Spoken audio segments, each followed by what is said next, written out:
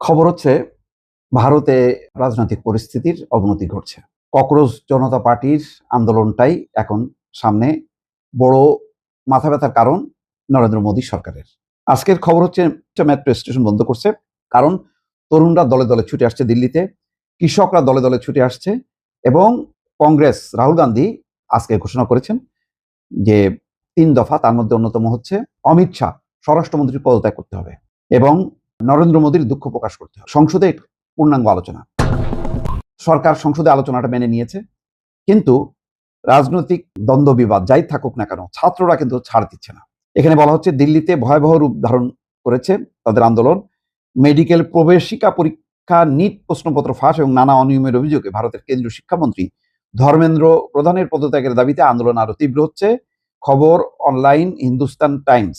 পরিবেশ কর্মী সোনাম ওয়াংচুকের টানা ২৫ দিনের অনশন এবং শিক্ষার্থীদের উপর সাম্প্রতিক পুলিশি অ্যাকশনের প্রতিবাদে এই নতুন বিক্ষোভে নতুন মাত্রা পৌঁছেছে।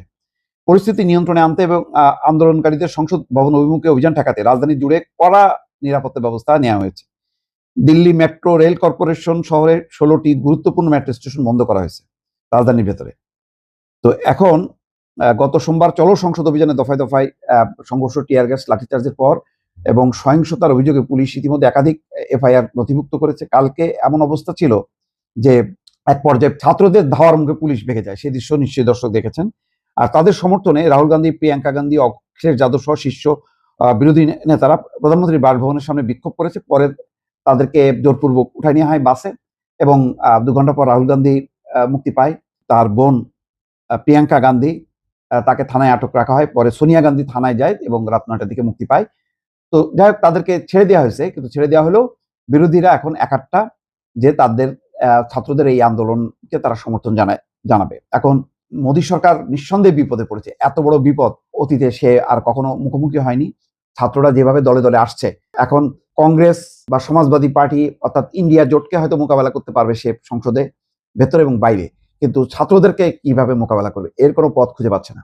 অর্থাৎ শিক্ষামন্ত্রীর পদত্যাগ ছাড়া তারা কোনোভাবেই আন্দোলন থেকে তারা বিরত থাকবে না, এটা ঘোষণা দিয়েছে। শুধুমাত্র সংসদ অভিমুখে তারা মিছিলটা বন্ধ রেখেছে, কিন্তু সংসদকে ঘিরে তারা যেভাবে আস্তে আস্তে জড়ো হচ্ছে, সারা ভারতের তরুণরা যেভাবে জড়ো হচ্ছে, তাতে পরিস্থিতি কিন্তু অগ্নিগর্ভ হয়ে উঠছে। এই অবস্থায় মোদী সরকার নানা চিন্তা ভাবনা করছে যে এই পরিস্থিতিটা কিভাবে তিনি মোকাবেলা করবেন।